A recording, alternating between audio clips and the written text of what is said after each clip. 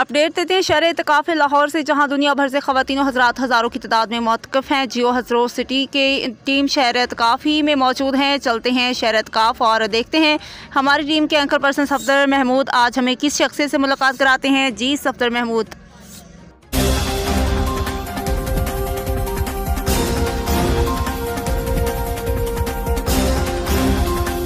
औज़ुबिल्लाहि मिनश्शैतानिर्रजीम बिस्मिल्लाहिर्रहमानिर्रहीम अल्लाहुम्मा सल्लि अला सय्यिदिना मौलाना मुहम्मद व अला आलिहि व सहाबिहि बारिक वसल्लम। आंसुओं की बस्ती में शहर एतकाफ़ लाहौर में हाज़िर है और हज़ारों की तादाद में अल्लाह सुब्हानहू तआला के मेहमान यहाँ मौजूद हैं। हमारे साथ बहुत से मुतक़िफ़ीन मौजूद हैं और हम बात करते हैं। अस्सलाम वालेकुम। जी वालेकुम अस्सलाम। सर आपका नाम क्या है और आप किधर से आए हैं? मेरा नाम मोहम्मद अशफाक है, मैं चिन्योट से आया हूँ।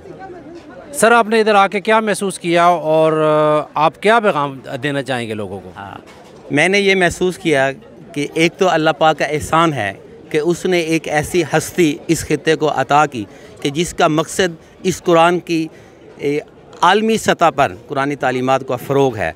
और ये जो एतकाफ़ सिटी है, ये डॉक्टर साहब ने धोबी घाट बना दिया है। जैसे धोबी कपड़ों की मैल निकालता है, उसको पटक पटक कर यहाँ पर हमारी रूहें धुली जाती हैं और हमारी रूहों के मैल कुचैल उतारा जाता है और बंदे का रब के साथ और उसके प्यारे नबी के साथ जो तल्लक है उसको पुख्ता किया जाता है।